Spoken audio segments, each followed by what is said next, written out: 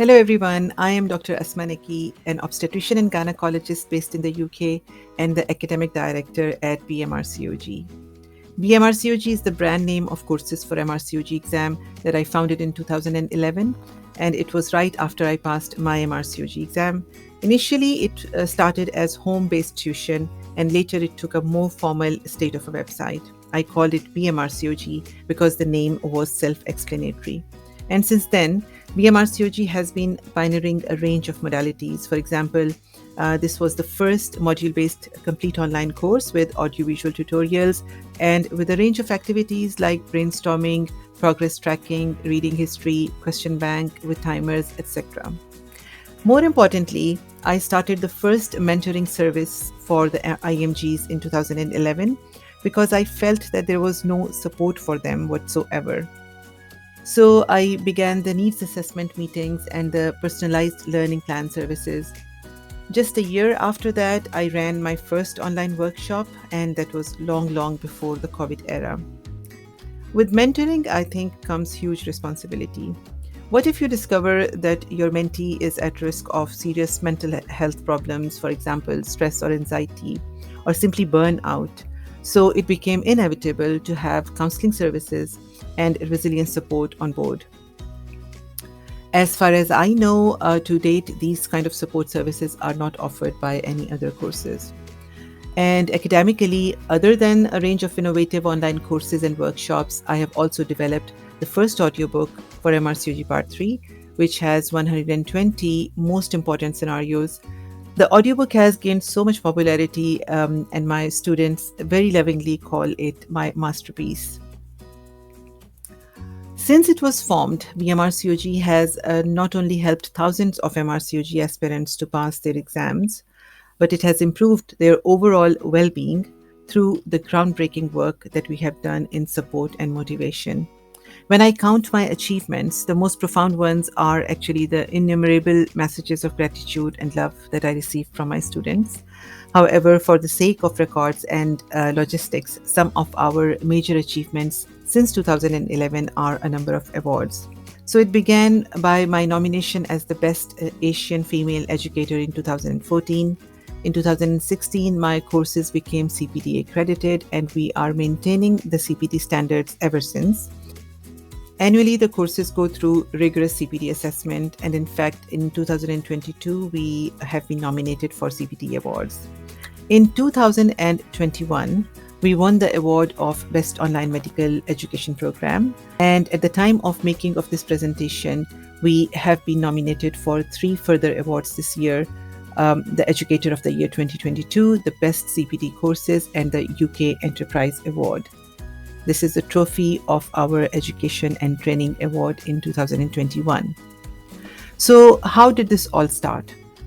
My journey through MRCOG was quite a roller coaster ride. It took me 6 long years to finally pass the exam. And it was a multifactorial mess of lack of direction, lack of support, multiple responsibilities, for example, full-time job, full-time mom going through maternities, and all the associated joys of being a mother. And being an international medical graduate working outside the UK until that point, it only added to the lack of motivation. So after a long and painful journey, when I finally passed my exams and became a member of RCOG, I was completely numb. I wanted to feel happy and successful, and I wanted to celebrate, but instead, there was a deep sense of sadness in me. The only thought that used to revolve in my head at that time was that it didn't have to be so difficult and that it shouldn't be this way. So it was in those days that I cultivated this idea of helping others achieve this success sooner than later, without as many hiccups as I had, and with support, direction, and motivation. I knew that I cannot walk for anyone else, but at least I could pave a way that might make their journey half as difficult as it was for me. So I started these courses a few years before I moved to the UK. So the results of the first cohort of my students was 100%, and I can never forget those moments when I saw their names in the pass list. In those days, the pass list used to be published on the RCOG website. I remember very clearly, I cried and cried and cried. And of course, those were the tears of happiness. I had finally felt the joy of success and accomplishment. So since then, it seems like I've been on a mission of hunting dreams for others. My dream was to build a support system and a guiding track for those who have trusted me for this journey. And I believe that this support and direction is precisely what brings a difference in my courses, my systems, and my approach towards my students. So I continue to offer the most outstanding experience in my capacity to those who are willing to learn and educate themselves. I value a positive relationship with my students and maintain it with wholeheartedness. My happiness comes through encouraging my students overcome their burdens and reach their true potential, build their self-esteem, and show the world who they truly are. Education-wise, I believe that my single most valuable qualification is continuous learning. I live to learn. And through this continuous strive to improve my knowledge, logical thinking, and wisdom, I have gained a few degrees. I did my MBBS from Pakistan, and after completing my internship, I moved to Saudi Arabia. And it was while I was in Saudi Arabia when I passed my MRCOG. I will be FRCOG in 2023. In the meantime, I moved to the UK permanently and got my master's in medical education from the University of Dundee. I firmly believe that being a medical educator comes with an extra responsibility of keeping yourself up to date and proficient in clinical practice alongside the academia. So I did MSc Clinical Decision Making modules from the University of East Anglia. So this learning helped me to bridge the gap between the approach of an IMG versus UK graduate while making clinical decisions. And now, having worked in extremely busy secondary care all through my medical career, I have now decided to move to community-based gynecology. And for this reason, I'm now doing my MRCGP. I'm also doing a diploma in psychosexual medicine alongside. So my work experience is mainly as a general obstetrician and gynecologist. I prefer gynecology over obstetrics. And during these jobs, I have had the responsibility of education as well. So I have worked as an educational fellow and clinical teaching fellow in NHS, teaching undergraduates, trainees, and postgraduates. And now I am a trainee in general practice because I'm aiming to become a community-based gynecologist or a GP with special interest in women's health. And then there are several courses that I keep getting on for clinical and educational development. Some of the medical education related courses are simulation, which is my special interest, problem-based learning, giving feedback. I'm a skills and drills trainer. I've also done training the trainer course and technology enhanced learning. I'm a certified OSCE examiner, certified communication skills tutor, and certified personal advisor.